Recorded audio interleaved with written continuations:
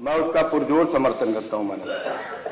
मानव ये बात जब जब यहां पर सदन चलते हैं, हम लोग लगातार इस बात को कहते हैं कि इस देश के अंदर जाति व्यवस्था है।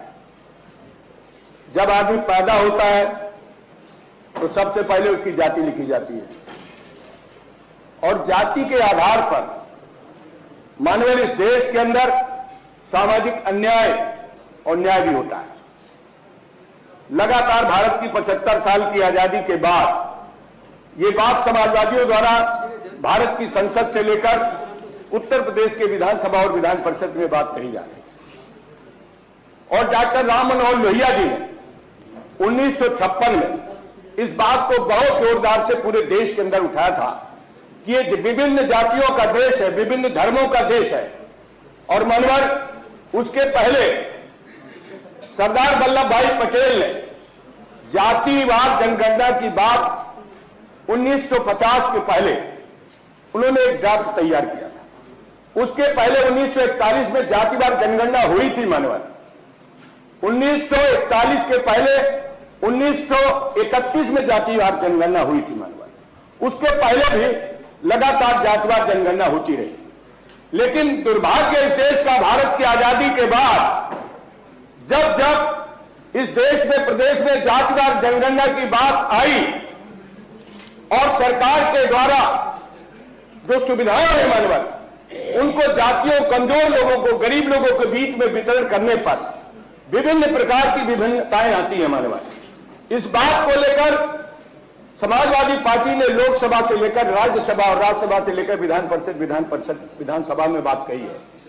और ये बात इस सदन के अंदर भी ये बात कही गई। मानवर हमारे देश के अंदर बहुत ही भयानक सामाजिक अन्याय हो रहा है और उत्तर प्रदेश के अंदर मानवर पिछड़े वर्गों के साथ सबसे ज्यादा हो रहा है। पिछड़े वर्गों की 80 जातियां हैं। मानवर 80 जातियां हैं, सबसे बड़ी आबादी है पिछड़े वर्गों की। मानवर और पिछड़े वर्गों के साथ सबसे बड़ा न्याय है, बहुत दिनों के संघर्षों के बाद उत्तर प्रदेश में, देश में मंडल कमीशन लागू हुआ।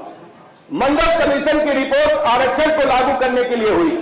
27% का आरक्षण उत्तर प्रदेश के अंदर अनुमन्य हुआ।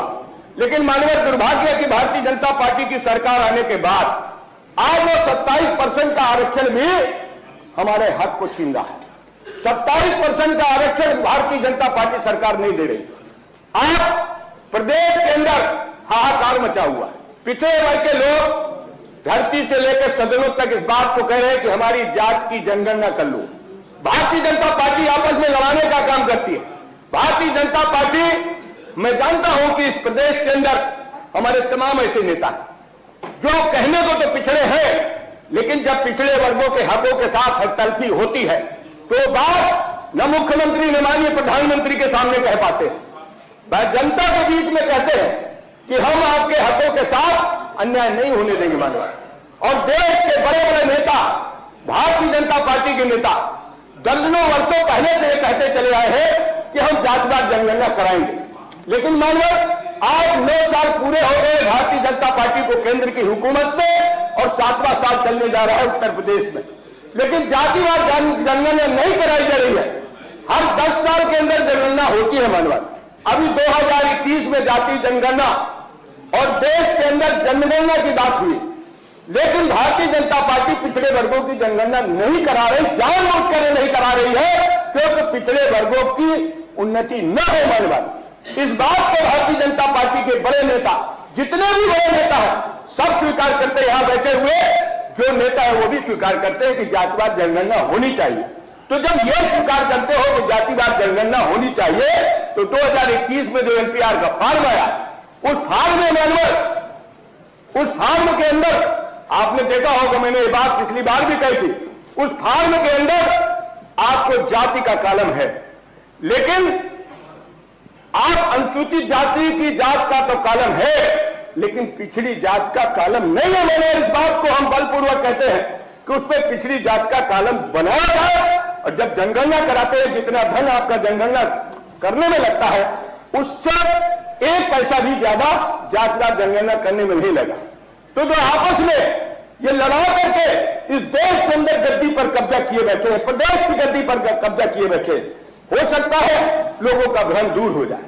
तमाम जातियों पर भ्रम पैदा किया जाता है कि आपको ये जाति, आपकी वो जाति, आपका ये खा गए, आपका वो खा गए। मेहनत कष्टों के बीच में मानवर जिस तरीके से असमंजस की स्थिति भारतीय जनता पार्टी पैदा करती जा रही है, हमारी मांग है मानवर कि इस प्रदेश के अंदर जातिवाद जनगणना कराई जाए।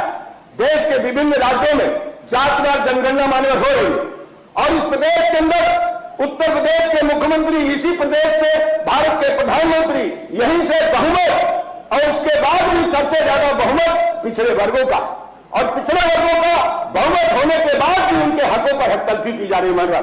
आज सरकारी तमाम सुविधाएं आती हैं, उनको बांटने में तमाम तरीके की अनियमितताएं होती है। वो अनियमितताएं न हो, इसलिए समाजवादी पार्टी शुरू से लेकर अब तक मांग करती आई है कि जातिवाद जनगणना न हो, जातिवाद जनगणना हो, और जातिवाद जनगणना हो उसके साथ जिसकी जितनी आबादी हो उसको उसके अनुरूप, उसके अनुपात में उसको उसका हक मिलना चाहिए। इस बात को लेकर हमने आपके सामने ये नोटिस लगाई है और आपसे अनुरोध करते हैं कि आप सरकार को निर्देश दें कि उत्तर प्रदेश में पिछड़े वर्गों की जातिवार जनगणना कराए ताकि वो कोई किसी का हकतलफी न कर सके। मनोज, ये बहुत बड़ी समस्या है, ये सामाजिक न्याय की बहुत बड़ी समस्या है। ये धरती में काम करने वाले लोग, खेती में काम करने वाले लोग, कुटीर उद्योग करने वाले लोग और जानवर को पालने वाले लोग सबसे ज्यादा पिछड़े वर्ग के लोग हैं।